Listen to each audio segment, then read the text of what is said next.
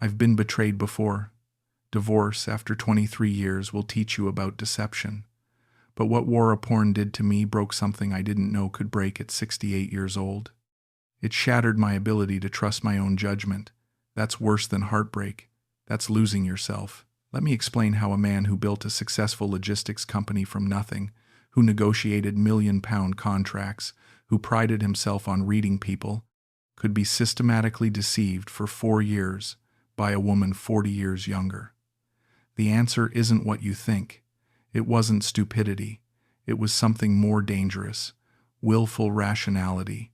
I constructed logical frameworks to explain away every inconsistency because I needed the story to make sense. I met Waraporn in January 2021. I'd been living in Pattaya for 6 months, renting a condo near Pratumnak Hill, far enough from Walking Street to feel respectable but close enough to convenience. I wasn't looking for a bar girl. I want to be clear about that. I'd been to the bars once or twice early on, found them depressing, decided that wasn't for me. I met her at a coffee shop on Pattaya Road. She was reading a book in English, Somerset Maugham, The Razor's Edge. That detail matters because it was the foundation of my delusion. She was beautiful in that specific Thai way that ages well. 29 but could pass for 23. Slim, graceful, spoke English well enough for real conversation. We talked for 2 hours that first day. She told me she worked as a hotel receptionist at a boutique place in Jomtien. Morning shifts, she said. Explained the book. She was trying to improve her English for better hotel positions. Her dream was to work at a 5-star resort, maybe in Koh Samui or Bangkok. I was charmed. Of course I was. A beautiful woman 4 decades younger showing interest in a retired British businessman. But here's the thing. I wasn't some naive pensioner fresh off the plane. I knew the dynamics. I knew about Thai women targeting foreign men for financial security. I'd read the horror stories on expat forums. I prided myself on being different. Careful, analytical. Our first 3 months were textbook relationship escalation. Coffee meetings twice a week, then dinners. She never asked for money, never mentioned her family's problems, never played the typical bar girl script I'd been warned about. We discussed books, British politics, her childhood in Surin province. She seemed genuinely interested in me. Not my wallet, me. The sex started in month 4. Her apartment in Naklua, a modest studio that matched her receptionist salary story. Clean, simple, no red flags. She was affectionate, passionate, never mechanical. We fell into a pattern. I'd pick her up after her morning shift 3 times a week. We'd have lunch, spend the afternoon together. She'd go home in the evening. Weekends, she visited her family in Izan, she said. Her mother was sick, diabetes complications. By month 6, I asked her to move in with me. She hesitated, said it was too fast. That made me trust her more. A gold digger would have jumped at the offer. We compromised. She'd stay over 3 nights a week, keep her apartment for now. That arrangement lasted 8 months. In February 2022, she moved in full-time. By then, I was convinced I understood her completely. She was a good Thai woman from a poor background, working hard, sending money home to family, careful about relationships because she'd been hurt before by a Thai boyfriend. The narrative was coherent, logical. Every piece of data fit the model. Here's what I didn't know. I was building a rational framework on top of lies. And once you've invested in a logical structure, your brain defends it against contradictory evidence. That's not stupidity. That's how human cognition works. The smartest people make the stupidest mistakes because they're better at justifying them. The first crack appeared in March 2022. Small thing. I came home early from a golf game because of rain. Found her on the phone, speaking Thai rapidly, laughing. When she saw me, she switched to a different tone immediately. Ended the call fast. I asked who it was. Her sister, she said. But her sister didn't make her laugh like that. I'd met her sister twice on video calls. This was different energy. I filed it away. Data point noted but not acted upon. April 2022. She started going out one evening a week, Thursday nights. Told me she'd joined a group of hotel workers who met for drinks. Networking, she called it. Important for her career. Made perfect sense. I encouraged it. Gave her extra money for drinks and taxi. She'd come home around midnight, shower immediately. Say the smoke from the bars made her feel dirty. I remember thinking, good, she showers right away. Shows respect for our home. May 2022. Her phone habits changed. She'd always been casual with it before, leaving it on the counter. Face up. Suddenly it was face down constantly. Password changed. When I asked about it casually, she said she'd had problems with spam calls and wanted more security. Reasonable explanation. I accepted it. June 2022. I noticed expensive skincare products in the bathroom I hadn't bought. Asked about them. She said a friend who worked at a department store got her discount. Reasonable, logical. July 2022. She started mentioning a regular hotel guest, a German businessman, Herr Schmidt, how generous he was with tips, how he'd asked specifically for her help arranging tours, how professional she was keeping it. She was telling me about him, I reasoned. If she were doing anything wrong, she wouldn't mention him at all. That's what I told myself. August 2022. I met two of her colleagues from the hotel at a restaurant. Accidental encounter. They seemed surprised when I introduced myself as her boyfriend. One of them looked confused. Asked what hotel she meant. Waraporn jumped in. Said they worked different shifts. These colleagues were evening shift. It was awkward but explainable. September 2022. Her Thursday night outings increased to twice weekly, Monday and Thursday now. The hotel workers group was getting serious about networking, she said. Planning to start a professional organization. I thought it was wonderful she was taking career development seriously. October 2022. I ran into a British expat I knew from the golf club. He mentioned seeing Waraporn in a bar on Walking Street a few weeks back. Must have been someone who looked like her, I said. She doesn't go to Walking Street. He shrugged, said maybe so, but this woman was identical. Even had the same small tattoo on her left shoulder blade. I felt my stomach drop but recovered quickly. Lots of Thai women have butterfly tattoos, I said. He nodded, dropped it. I didn't mention it to Waraporn. Didn't want to seem jealous or controlling. Besides, it was impossible. She was with me most evenings. When she went out, she was with her hotel colleagues. The logistics didn't work. But that night I couldn't sleep. My left hand kept clenching involuntarily. Stress response. I recognized it from my business days when deals were going wrong. My body knew something my brain refused to accept. November 2022. I suggested we take a trip together. Maybe Chiang Mai for a long weekend. She said she couldn't take time off work. They were short-staffed. Maybe in a few months.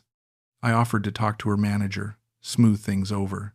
She got genuinely angry. Said I was undermining her professionalism. It was our first real argument. I apologized. She was right. I was being overbearing. December 2022.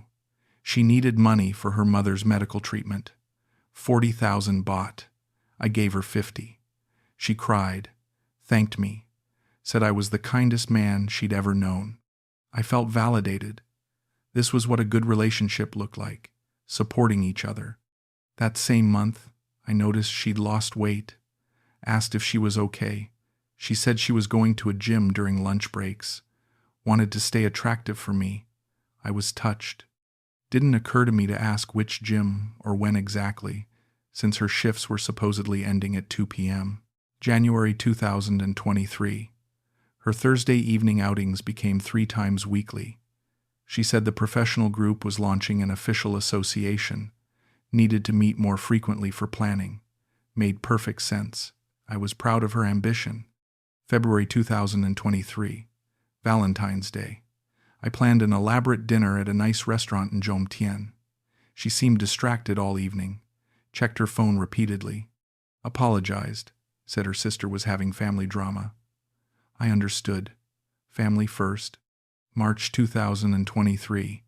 I discovered a hotel room key card in her purse while looking for paracetamol. She'd said she had headache tablets. The key was from a hotel on 2nd Road, not where she worked. I asked about it directly. She said a guest had accidentally given her their key instead of returning it properly. She'd meant to mail it back but forgot. She seemed irritated I was going through her purse. I apologized. That key card is still in my desk drawer. Evidence I looked at and explained away. April 2023. She started staying out all night occasionally, once or twice a month. The hotel workers' group events were going late, she'd say. Easier to crash at a friend's apartment than take a dangerous late-night taxi. Thoughtful and safety-conscious, I thought. May 2023. I noticed she'd stopped asking me to pick her up after work. Said she preferred taking a motorbike taxi now. More convenient. Gave her more independence. I thought it was healthy she wasn't dependent on me for everything. June 2023. A Thai friend of mine, Som, who ran a travel agency, asked carefully if I knew Waraporn had a Thai boyfriend in Surin. I said that was ancient history, from before we met. He said no, he meant current. His cousin lived near her family. Everyone in the village knew about the Farang in Pattaya and the Thai boyfriend in Surin, both sending money. I defended her, told Som he'd been misinformed. Village gossip was notoriously unreliable. He apologized, backed off, never mentioned it again. But that night I felt this strange coldness in my chest, like something was calcifying around my heart. July 2023. I came home unexpectedly early one afternoon. She was in the shower. Her phone was on the bed, unlocked. I actually looked, found a line conversation with someone saved as Panak, older sister Bird. But the messages weren't sisterly. They were logistics. Which room tonight? Can you do the 10 p.m., 700 short time or 1,000? 500 all night? I stood there for what felt like an hour but was probably 90 seconds. My brain was working through possibilities. Maybe it was a friend in trouble. Maybe Waraporn was helping arrange something for someone else. Maybe it was some kind of job placement for hospitality work. Maybe the translation was wrong. Maybe I was misunderstanding Thai directness about money. I heard the shower stop.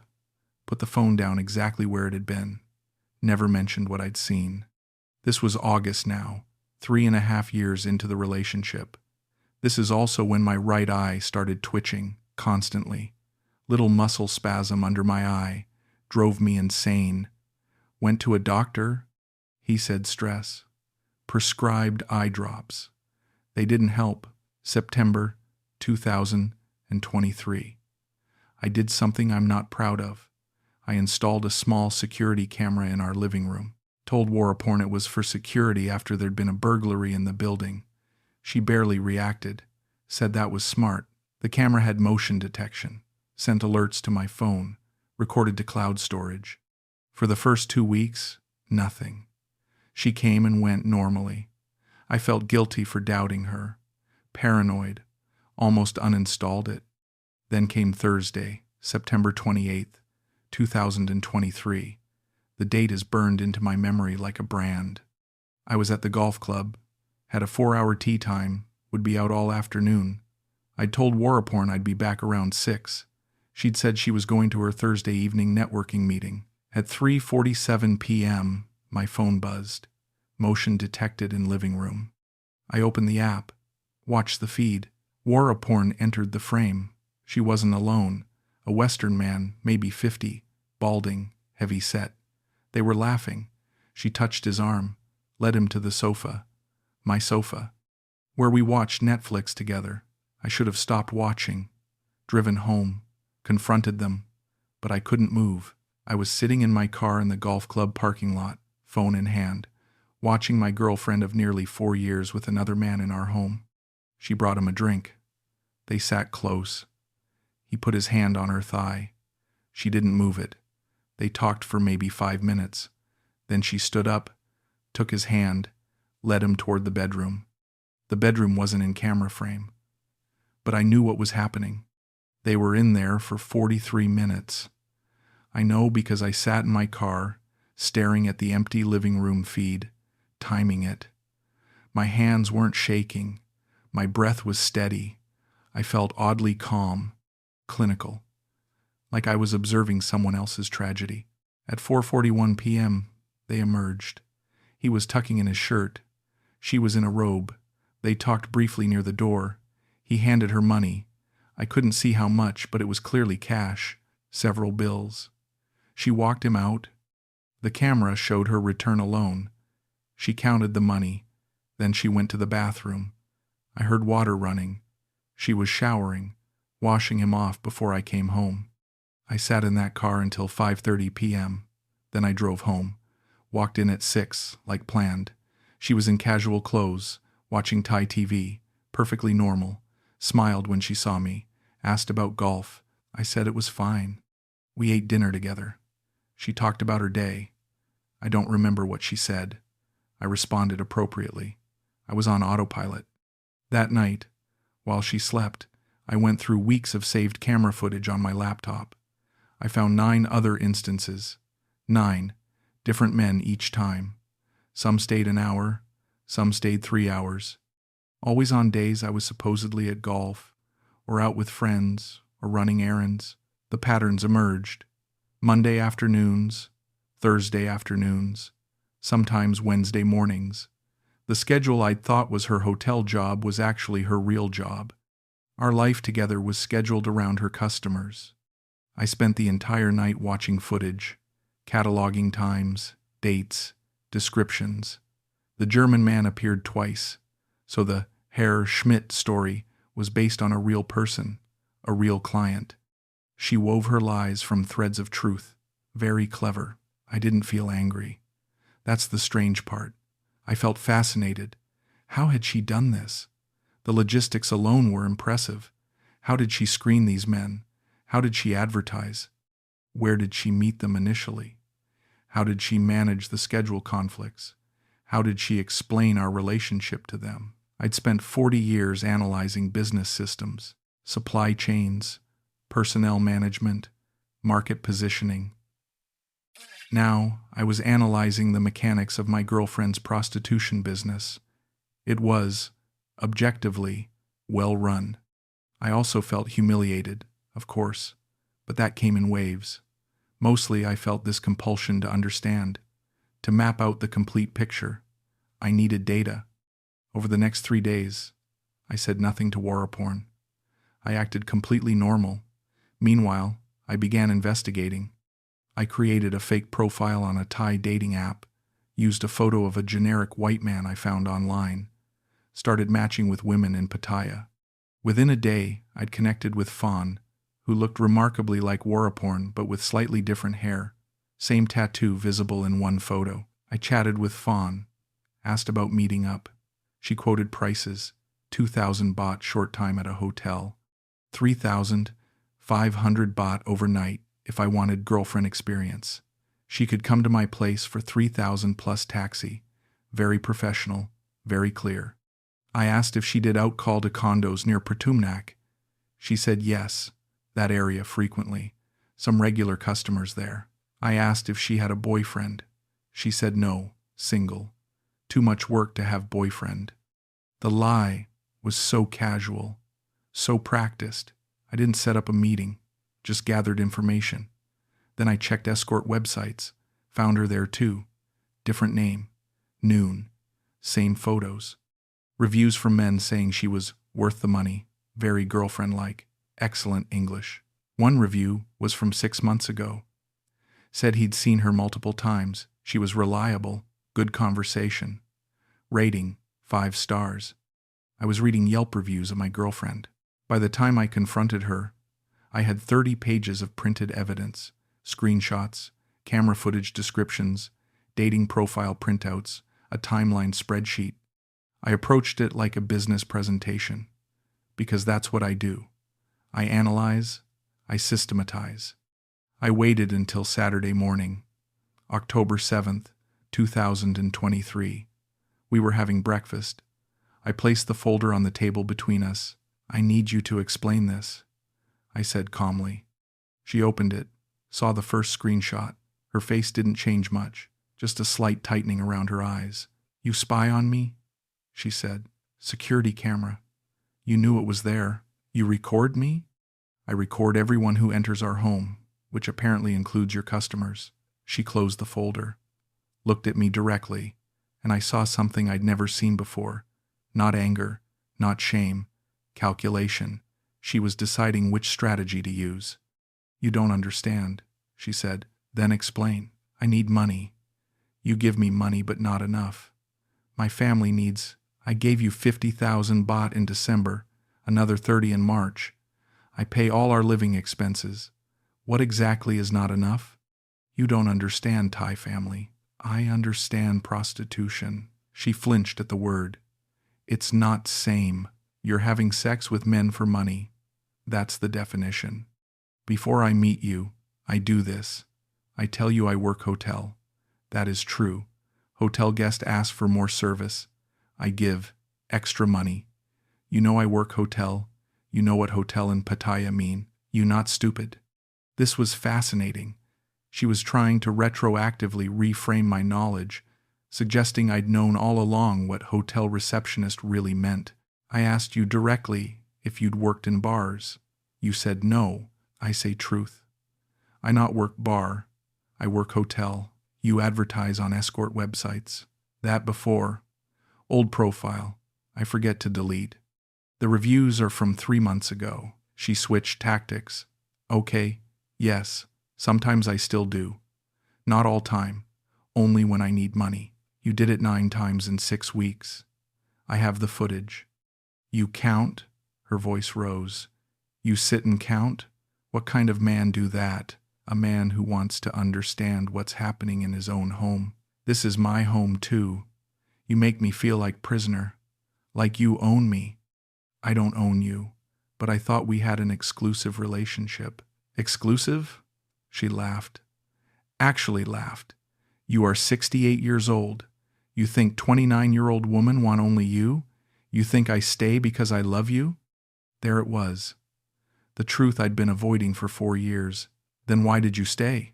I asked. Because you give me good life. Nice condo.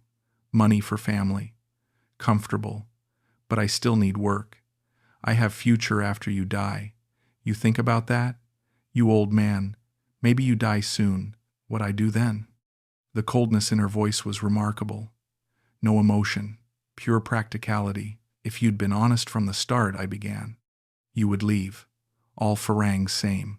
You want Thai girlfriend, but you want her not have past, not need money, not be real person. You want fantasy. I give you fantasy. You happy. I make money. Everyone happy. I wasn't happy. I was lied to. You lie to yourself. I just help.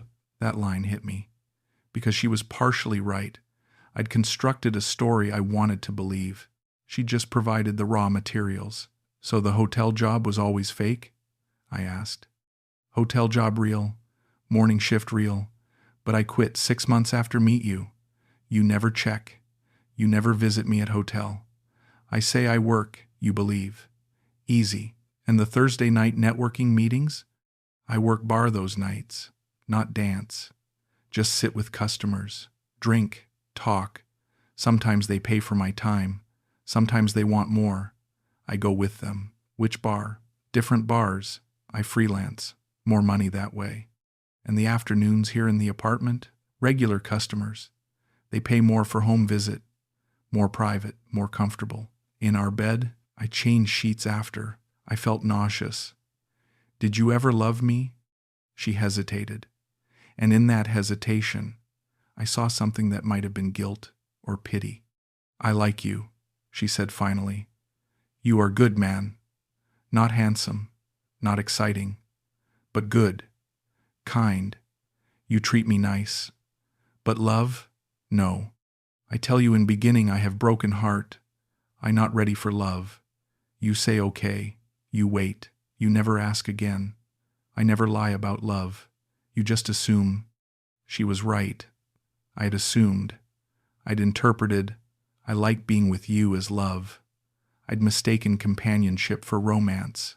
I'd built a relationship on top of a transaction and called it something else. So all of this, I gestured around the apartment, was just business? At first, yes. After time, it become comfortable. You become like family. But not lover, not husband. More like nice uncle who take care of me. The humiliation was complete. Get out, I said. This is my home. Your name isn't on the lease. Get your things and leave. You cannot do this. In Thailand, you have no legal rights to this apartment. I've checked. Get out, or I call immigration about your prostitution activities. Her face hardened. You do that. I tell everyone you know what I do. I tell golf club. I tell expat friends.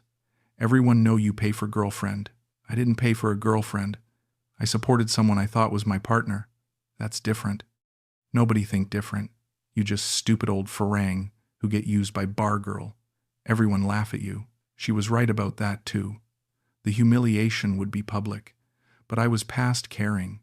Fine. Tell everyone. I'll survive the embarrassment.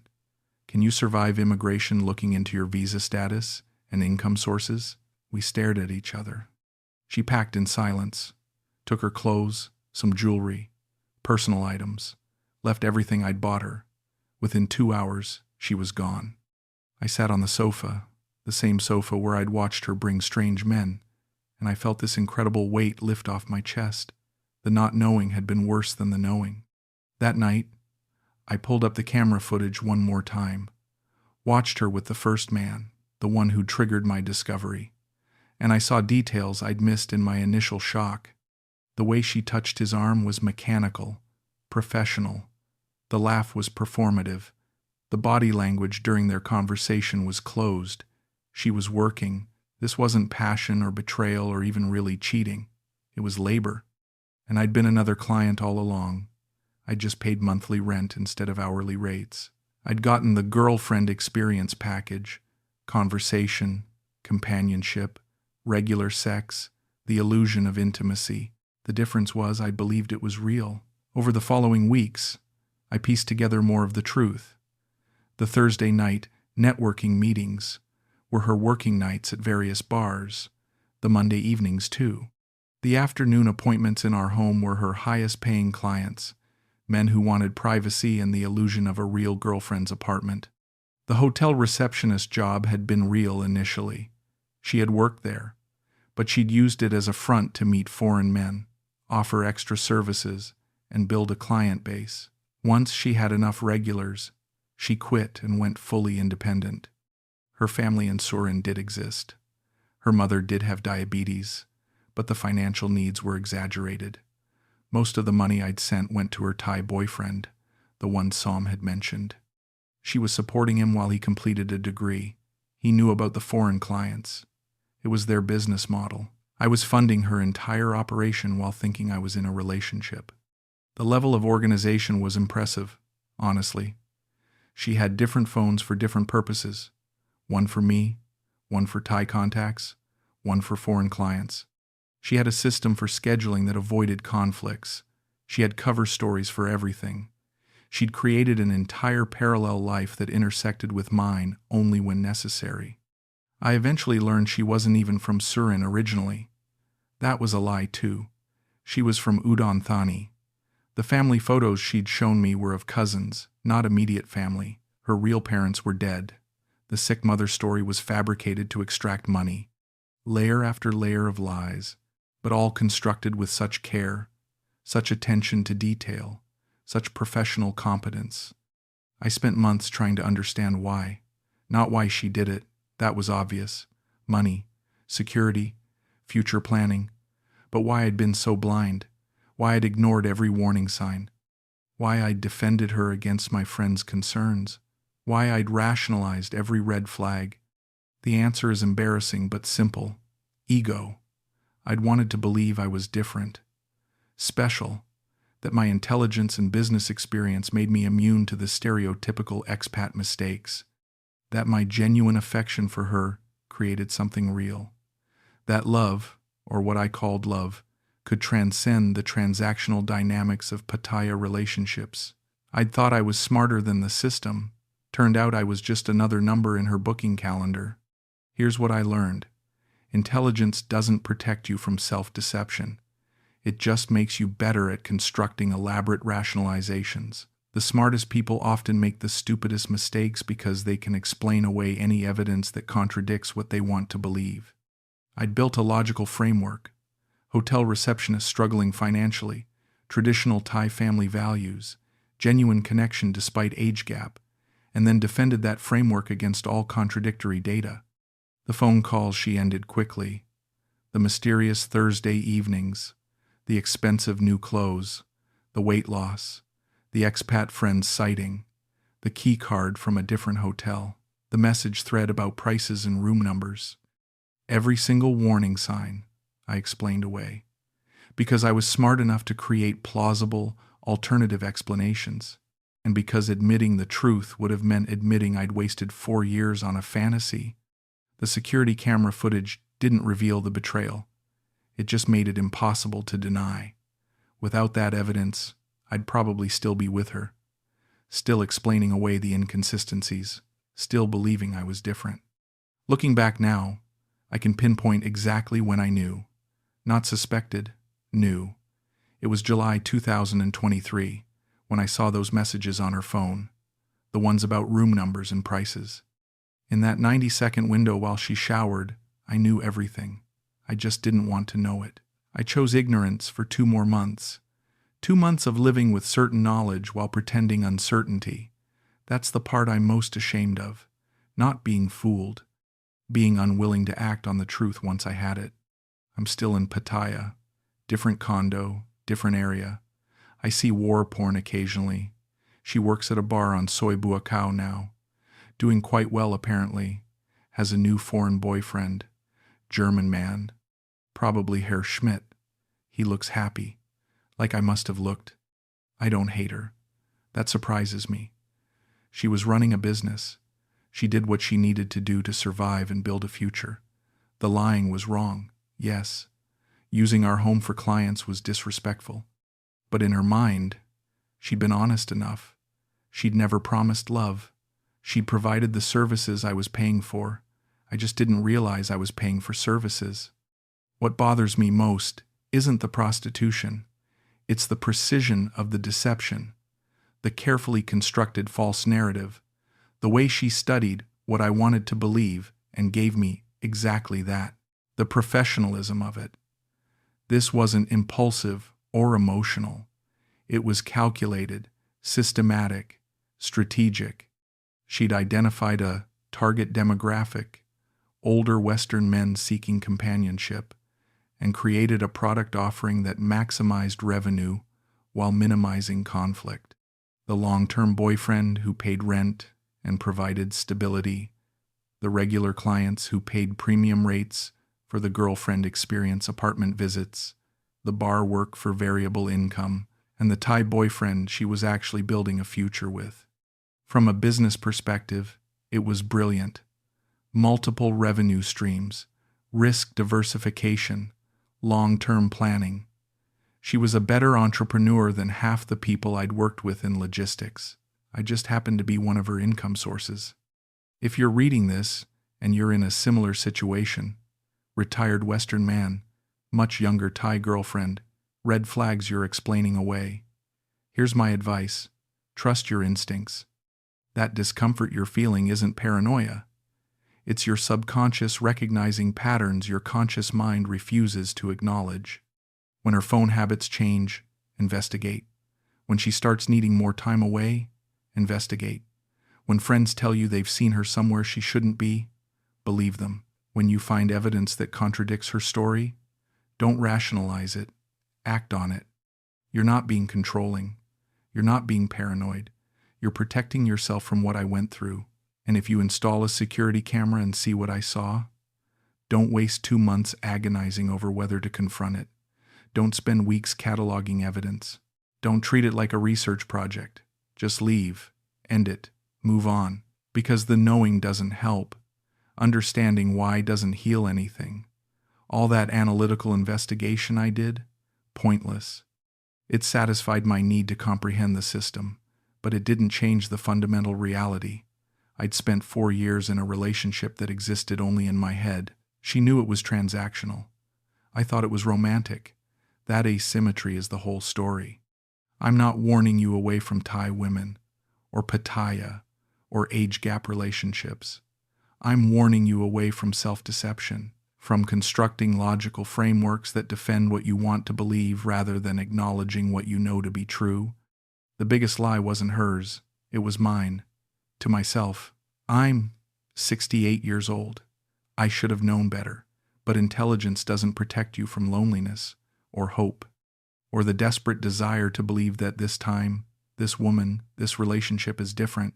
It never is. Not in Pattaya. Maybe not anywhere. But especially not in Pattaya. The camera footage is still saved on my laptop.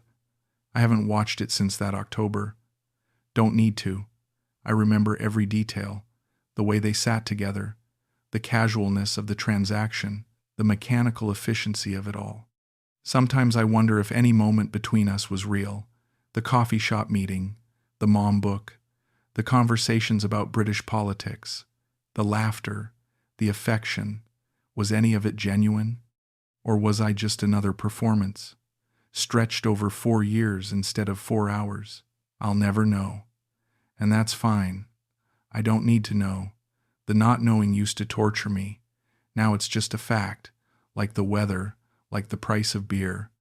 Some things you can't figure out, no matter how smart you think you are. She was working.